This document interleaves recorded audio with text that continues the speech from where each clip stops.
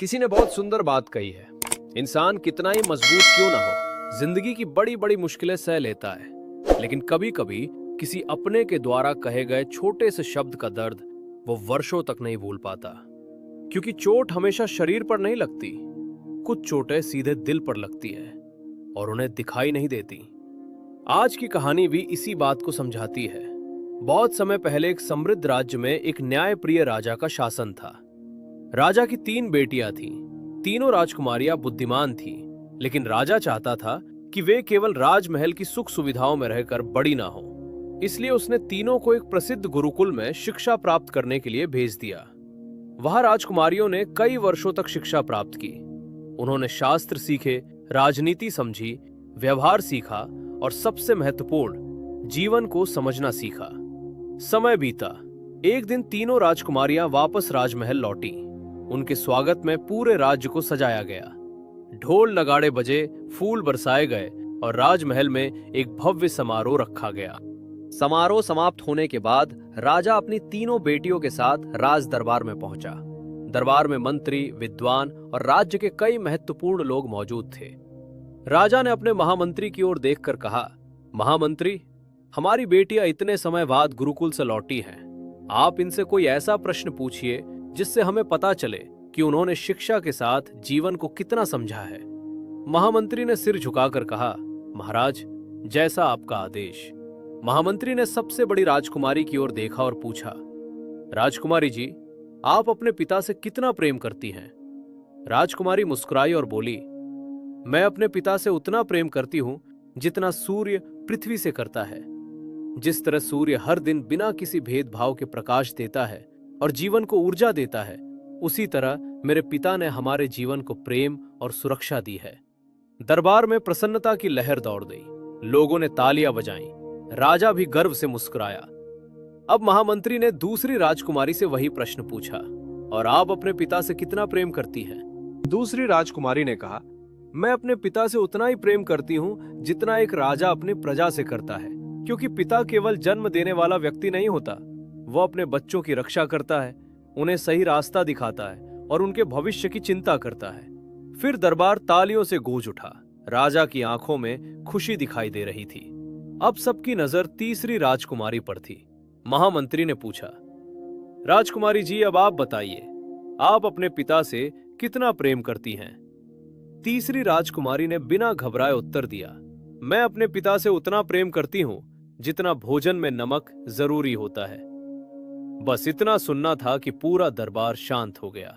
कुछ लोगों ने एक दूसरे की तरफ देखा। किसी को समझ नहीं आया कि यह कैसा उत्तर है। राजा का चेहरा भी उतर गया। उसे लगा कि उसकी बेटी ने उसके प्रेम की तुलना इतनी साधारण चीज से कर दी। दरबार में धीमी आवाजें उठने लगी।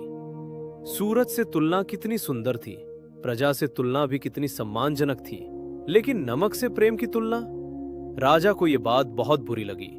उसने महामंत्री को बुलाकर कहा, शायद हमारी बेटी अभी जीवन को पूरी तरह समझ नहीं पाई है।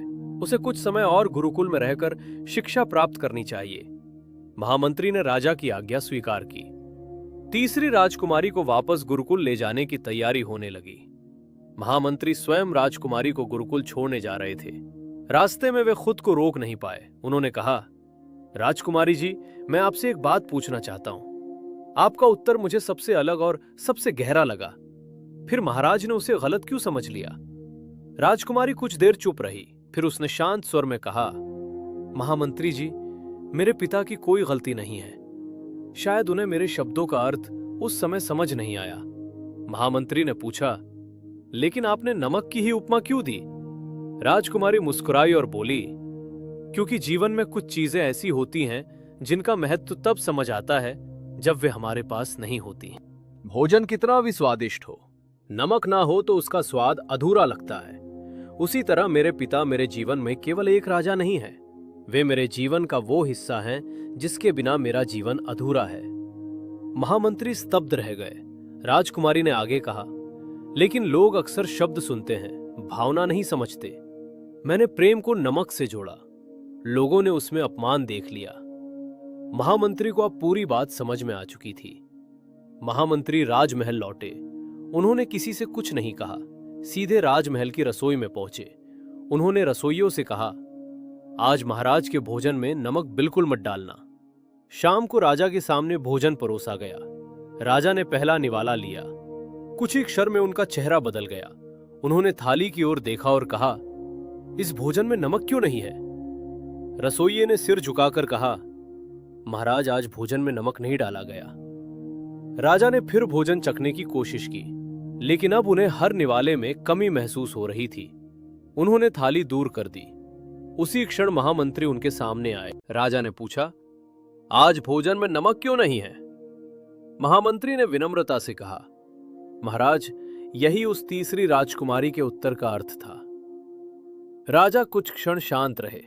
महामंत्री बोले, जिस तरह स्वादिष्ट भोजन भी नमक के बिना अधूरा लगता है, उसी तरह राजकुमारी के लिए आपका जीवन में होना अनमोल है।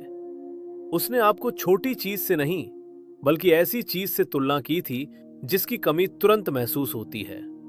राजा की आंखें नम हो गईं। उन्हें अपनी गलती समझ आ गई।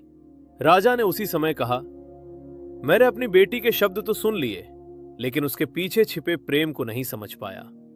वो तुरंत गुरुकुल की ओर रवाना हुआ। वहां पहुंचकर उसने अपनी बेटी को गले लगाया और कहा, बेटी, तुम्हारी बात गलत नहीं थी, मेरी समझ अधूरी थी। राजकुमारी की आंखों में भी आंसू आ गए। राजा ने उसे सम्मान के साथ महल वापस लाया।